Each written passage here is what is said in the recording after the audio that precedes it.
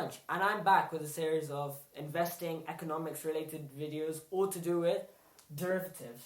So, let's start off with what's so special about derivatives and why should I learn about them? They are known to be the cause of the global financial crisis 2008. So now tell me, how could derivatives be any more relevant?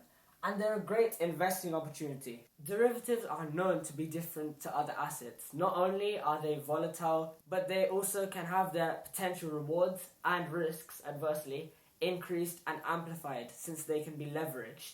And we'll also cover more about what that means later. And for this reason, since they had caused the global financial crisis of 2008 and they're volatile, which makes them a great risky and rewarding investing opportunity, Warren Buffett famously called them in 2002, before this crisis, financial weapons of mass destruction.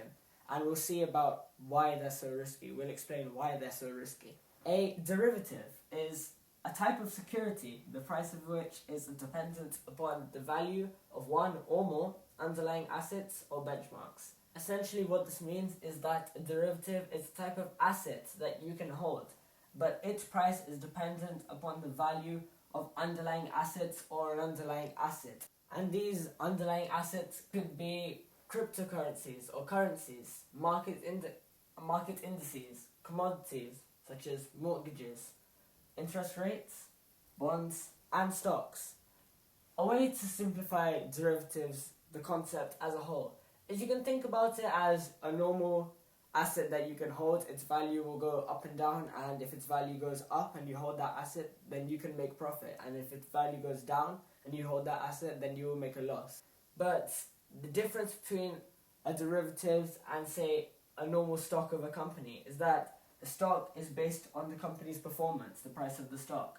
The derivative's performance is based on the price of the stock, which is based on the performance of the companies. So this has a direct link to the stock, but the value is directly derived from, not just dependent on, it's derived from the performance of the other things, unlike these other underlying assets, unlike the underlying assets themselves. Though it will naturally make much more sense when we've covered specific types of derivatives, one thing I wanted to mention is when I say the value of a derivative is derived from, let's say the value of the derivative is derived from the value of the underlying asset, it does not mean the value of the underlying asset is exactly the same as the value of the derivative. It's just that, say the derivative is beneficial to the holder if the value of the underlying asset, say the value of the underlying asset goes down, and then if it goes down below this price, it is beneficial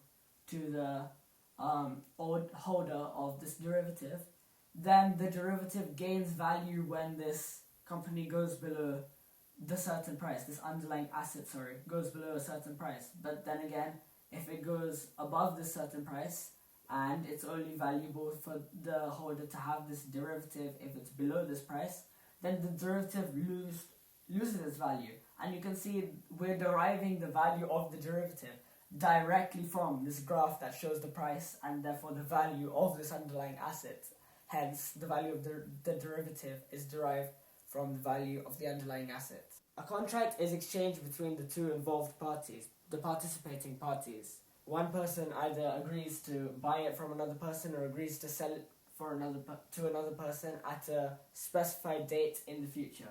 So derivatives can be traded over the counter, which means just the two parties are involved. There's no third party regulating if the other party, for example, can't pay their fees or can't uphold their end of the contract, then that's the other person's loss and there's nothing they can do about it. Or it can be traded on an exchange where risk is much less since everything is regulated, the contracts are regulated, and you're told to put a certain amount of money aside. And putting that certain amount of money aside means you're more likely to be able to pay the whole fee since you're not allowed to invest that money elsewhere. This is specifically kept so that you can uphold your end of the contract. But for over-the-counter derivatives, for example, you and I wouldn't have to put any money aside. We could just agree to do this, but then there is the greater risk of perhaps me not being able to pay you or you not being able to pay me. And that is the counterparty default risk. A default is the failure to repay the debt your debt basically, the amount of money that you owe, whether that be the interest on top of what you have borrowed from someone or the principal payment, what the actual thing you have borrowed from someone. So say you've borrowed £1,000,000 from someone and you need to pay a 4% interest. So this is the interest and this is the principal payment. So whether it's the principal payment you owe or the interest on top of it you owe, if you cannot repay your debt, then you are defaulting from the contract. And that's negative for the person who's not able to uphold their end of the contract, because that negatively affects their credits and negatively affects their ability to borrow in the future. Because if I've just defaulted on this contract and then in the future, I, being the person who has just defaulted on my contract, want to borrow money from someone else, they're going to say, I'm sorry, we can't lend you the money because looking at your credit history, you have not been able to repay that loan, and if you're asking for a loan of a similar amount, we have no guarantee that we will get our money back, let alone the interest. But of course it has negative effects for over-the-counter exchanges, for over-the-counter contracts, for the other person as well, since they won't actually get their part of the money. And this is one of the main things that made up the financial crisis. One party defaults, then another party defaults, and it's a dominoes effect. Everyone can't get their money and there's a big debt. There's debt flowing through the market.